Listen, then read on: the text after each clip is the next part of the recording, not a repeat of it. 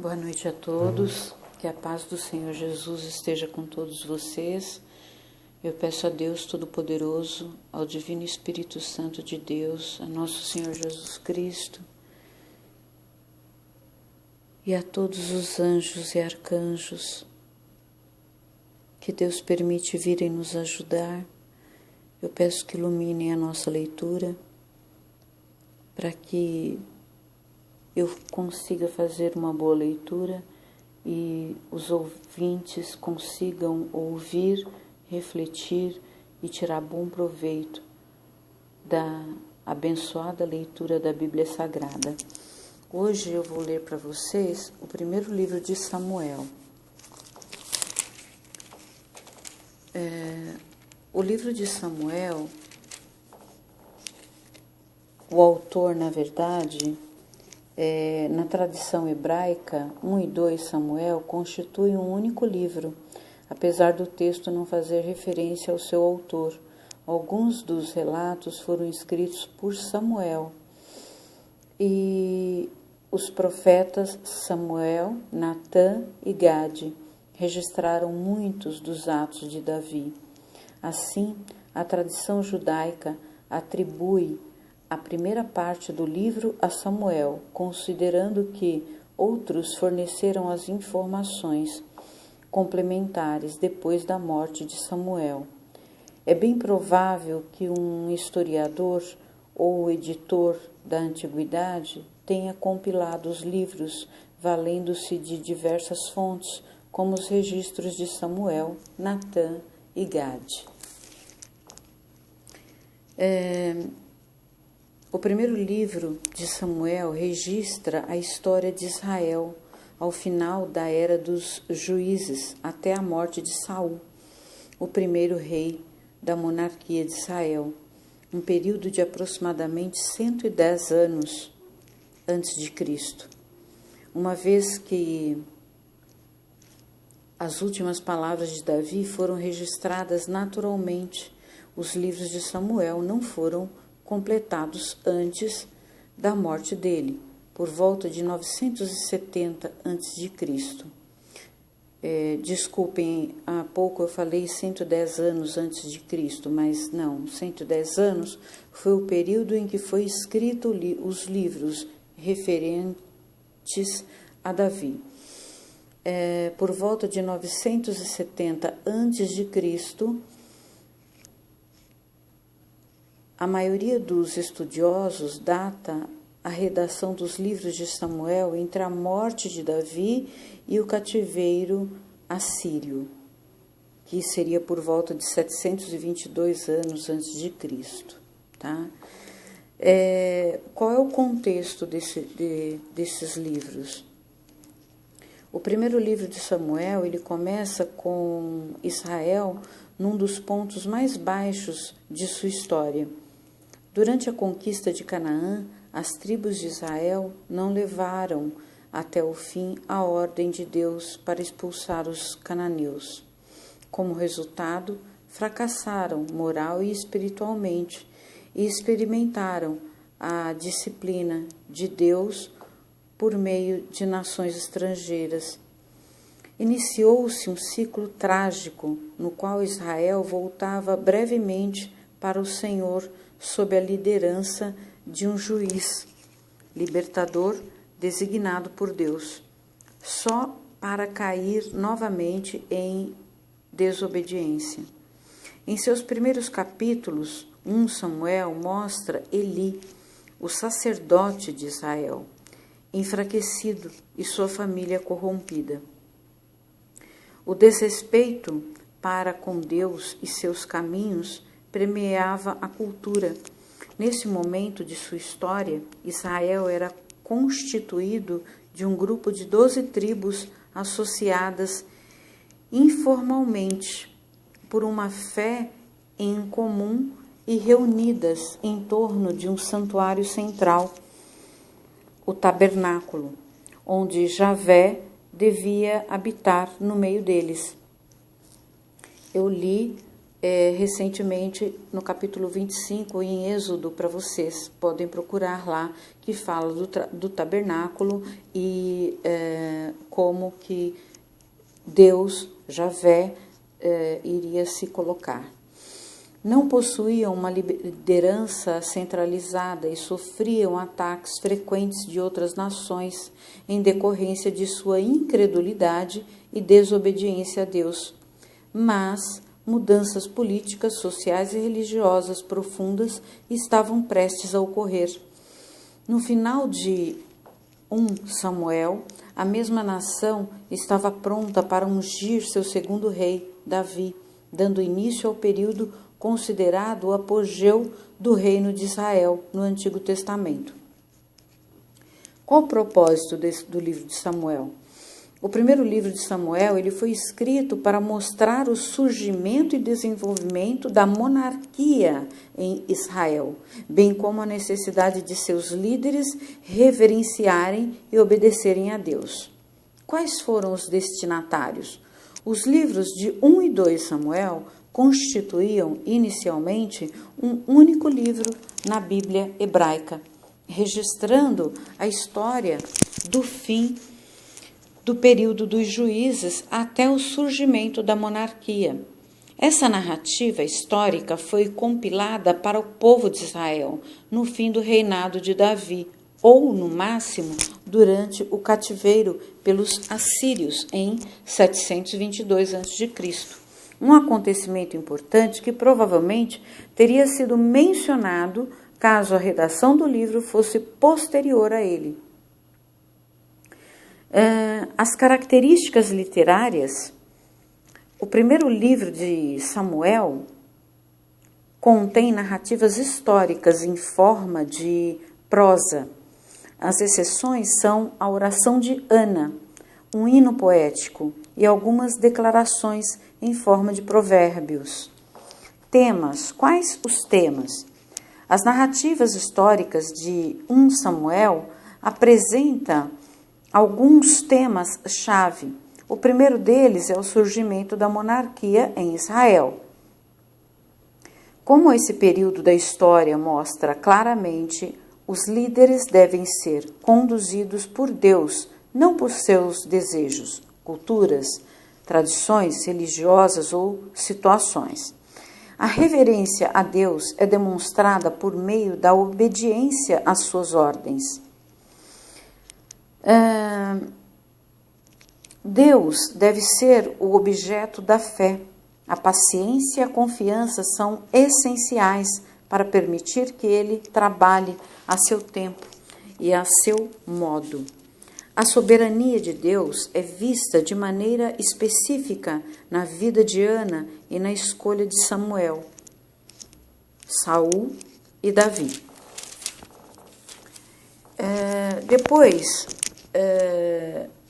Eu vou fazer o seguinte, eu já vou começar aqui a leitura do capítulo 1 e vou ler também, antes de iniciar o capítulo 1, eu vou ler sobre Ana, uma mãe dedicada. Em meio ao materialismo e crueldade de Israel no período dos juízes, Ana se destaca como uma mulher de fé, partindo de sua casa nas colinas ao norte de Jerusalém. Ana havia ido a Siló, o centro nacional de adoração. A tristeza do seu coração e a persistência de sua oração contrastam nitidamente com a corrupção predominante no culto liderado pelos filhos de Eli. É impressionante, né? Como que a corrupção já era predominante desde antes de Jesus vir. Aliás, ele veio para mudar tudo isso e 2000 anos depois da sua morte ainda temos corrupção, principalmente no Brasil, né? A vida pessoal de Ana era marcada pelo desespero de não ter filhos e a tentação de não ceder às provocações irritantes de Penina. Sua oração demonstra abdicação, pois pede por um filho que ela possa apresentar a Deus para seu serviço. Não há dúvidas que Ana era amada e valorizada por Eucana, como mulher e esposa. Apesar de não ser mãe, porém, nem mesmo o amor profundo de um marido dedicado não era suficiente para acalmar sua inquietação interior e compensar o seu anseio de ter um filho. O desespero intenso é tão evidente nas orações de Ana que Eli, o sacerdote idoso, a acusa de embriaguez, mas de suas orações e lágrimas nasce um voto. Na verdade, Ana faz um pacto com Deus. Ela prometeu devolver-lhe a vida preciosa que talvez ele lhe conceda. Deus honra esse ato ousado e decidido de Ana. Sua fé é recompensada e seu filho recebe o nome de Samuel. Então, é muito importante. Você vê que Ana, ela orou muito, pediu muito a Deus, e Deus a recompensou com um filho, que recebeu o nome de Samuel. Ela foi ouvida por Deus. Pois do Senado o pede. Pois do Senhor o pedi. Segundo o costume da época, ela provavelmente amamentou o menino por alguns anos, teve tempo de lhe transmitir seu espírito de profunda reverência e devoção, e também de formar um vínculo profundo com seu filho. Ainda assim, cumpriu sua promessa ao Senhor e mandou o menino, ainda muito jovem e impressionável, para Siló, um centro de adoração corrompido. Do ponto de vista humano, sua decisão parece beirar a insensatez, mas na realidade foi um ato de sacrifício piedoso. Seu compromisso era com Deus. Havia combinado com Deus que esta seria sua dádiva. Com um discernimento profético, Ana semeou bênçãos para a geração seguinte, conforme havia prometido. Samuel cresceu e se tornou o último juiz de Israel e um excelente profeta que ungiu os 2 primeiros reis de sua nação. Então, o amor, o carinho, a promessa que Ana fez a Deus e o cuidado e o carinho com que ela cuidou e educou Samuel fez dele um grande juiz, um grande líder. Foi um líder espiritual de grande importância que conduziu Israel de volta a Javé. Sua mãe Ana teve parte nesse despertamento espiritual quando confiou em Deus, deixando para toda a posteridade um exemplo de devoção determinada em seu papel de mãe. Tá? Então, aqui é um resumo da mãe dedicada que foi Ana. Eu também, graças a Deus, tenho uma mãe que já está no plano espiritual, que chama-se Ana, e foi uma mãe tão dedicada quanto esta Ana, mãe de Samuel. E sou muito feliz por isso. Bom, vamos lá. Eucana e suas mulheres. Vocês sabem que em Israel os homens tinham muitas mulheres, alguns ainda têm até hoje. No capítulo 1, houve um homem de Ramataim, Zofim, da montanha de Efraim, cujo nome era Eucana, filho de Jeroão, filho de Eliú, filho de Tou, filho de Zufi, Efrateu. E este tinha 2 mulheres, o nome de uma era Ana e o nome da outra Penina. A Penina tinha filhos, porém Ana não tinha filhos. E a Penina judiava um pouco da Ana, né? Pelo fato de poder gerar vários filhos, e Ana não. Subia, pois, este homem da sua cidade de ano em ano a adorar e a sacrificar ao Senhor dos exércitos em Siló. E estavam ali os sacerdotes em Siló. E estavam ali os sacerdotes do Senhor, Hofni e Finéias, os 2 filhos de Eli. E sucedeu que, no dia em que Eucana sacrificava, dava ele porções do sacrifício a Penina, sua mulher, e a todos os seus filhos, e a todas as suas filhas. Porém, Ana dava uma parte excelente, porquanto ele amava Ana. Porém, o Senhor lhe tinha cerrado a madre. E a sua competidora excessivamente a irritava, que era a Penina. A Penina irritava a Ana porque Ana não tinha filhos, tá? Para embravecer, porquanto o Senhor lhe tinha cerrado a madre, porque ela não gerava filhos. E assim o fazia ele de ano em ano, quando ela subia à casa do Senhor. Assim a outra a irritava, pelo que chorava e não comia. Então Eucana, seu marido, lhe disse: Ana, por que choras? E por que não comes? E por que está mal o teu coração? Não te sou eu melhor do que 10 filhos? Ana roga a Deus que lhe dê um filho. Então Ana se levantou, depois que comeram e beberam em Siló, e Eli, o sacerdote, estava sentado numa cadeira, junto a um pilar do templo do Senhor. Ela, pois, com amargura de alma, orou ao Senhor e chorou abundantemente. E votou um voto, dizendo: Senhor dos exércitos, se benignamente atentares para a aflição da tua serva e de mim te lembrares e da tua serva te não esqueceres, mas a tua serva deres um filho varão, ao Senhor o darei por todos os dias da sua vida, e sobre a sua cabeça não passará navalha.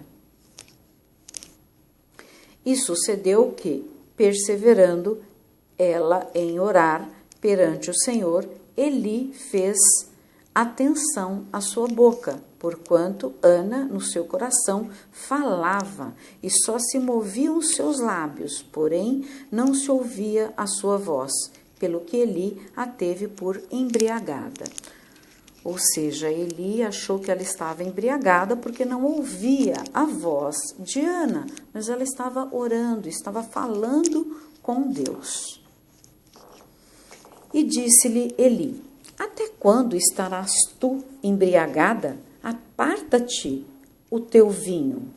Porém Ana respondeu e disse: Não, Senhor meu, eu sou uma mulher atribulada de espírito, nem vinho nem bebida forte tenho bebido, porém tenho derramado a minha alma perante o Senhor.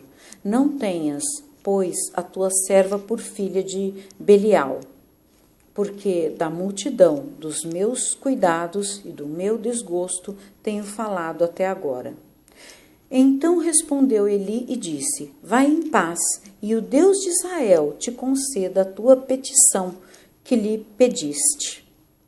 E disse ela: Ache a tua serva graça em teus olhos. Assim a mulher se foi seu caminho e comeu, e o seu semblante já não era triste. E levantaram-se de madrugada e adoraram perante o Senhor e voltaram e vieram à sua casa, a Ramá. Eucana conheceu a Ana, sua mulher, e o Senhor se lembrou dela.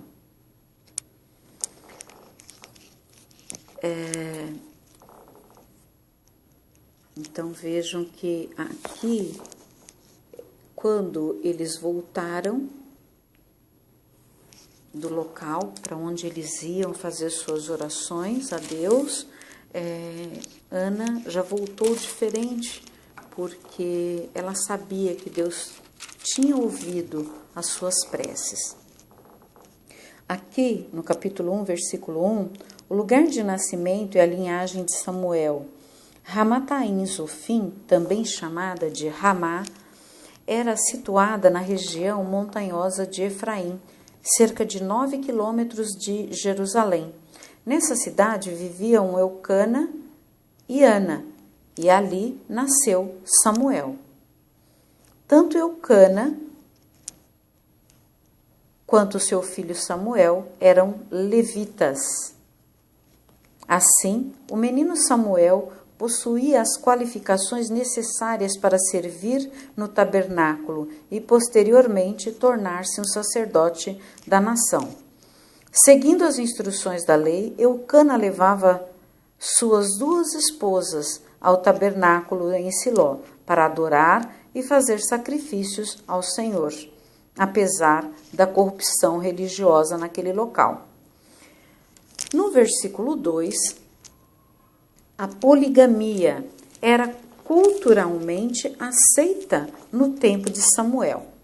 Era de suma importância ter vários descendentes para dar continuidade ao nome da família, receber a herança e trabalhar nos campos. No entanto, as Escrituras mostram inequivocadamente que o ideal de Deus para o casamento é a monogamia. Vou ler de novo, gente. No entanto, as Escrituras mostram inequivocadamente que o ideal de Deus para o casamento é a monogamia ou poligamia.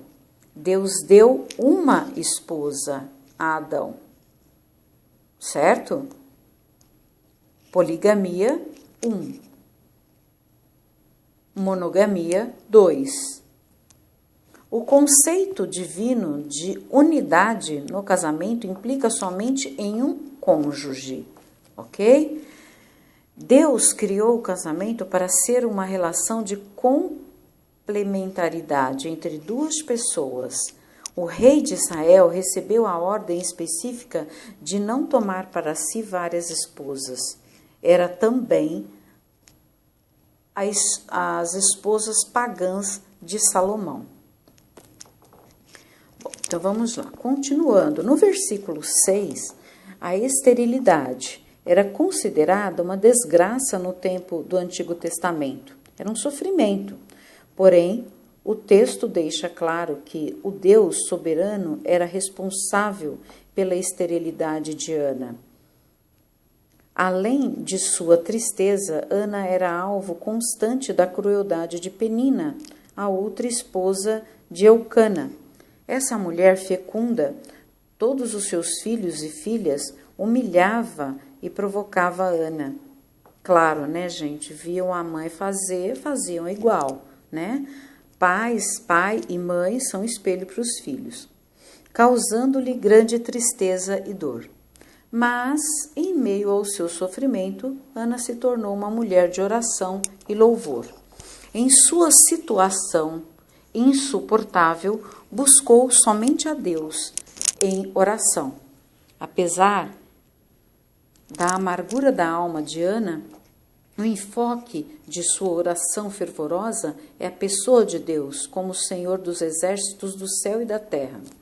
Então, aqui, vamos deixar aqui bem claro que muitas vezes na Bíblia fala em exército, de exército mesmo, de homens armados. Em outras, fala-se no sentido figurado de homem, de exército, Senhor dos exércitos, Deus.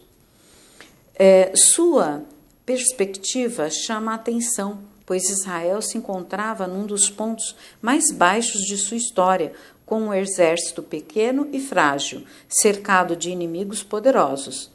Ana também se contentou em colocar nas mãos de Deus a vingança pela crueldade de Penina e as palavras de Davi.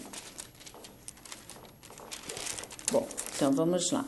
Continuando aqui, no versículo 11, pais israelitas devotos deviam dedicar seu primeiro menino ao Senhor, tá? Que era o filho primogênito, conforme o requisito da lei mosaica. Em sua oração, Ana vai além. Apesar de não usar a palavra nazireu, Ana dedica toda a vida de seu filho tão esperado ao serviço do Senhor. O voto nazireu raramente era feito para toda a vida e nenhum relato além deste mostra alguém assumindo esse voto em nome de outra pessoa, no caso da mãe, da Ana, né?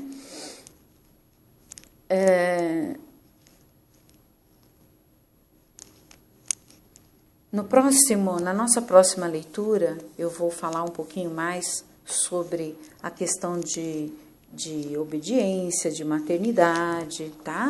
Então, na próxima leitura, nós continuamos aqui um pouquinho mais sobre essa belíssima leitura do capítulo 1, tá? Que não terminou ainda, ok? Bom, ficamos por aqui. Fiquem na paz do Senhor Jesus e espero que essa leitura linda tenha ajudado a cada um dos leitores, ok? Fiquem na paz do Senhor.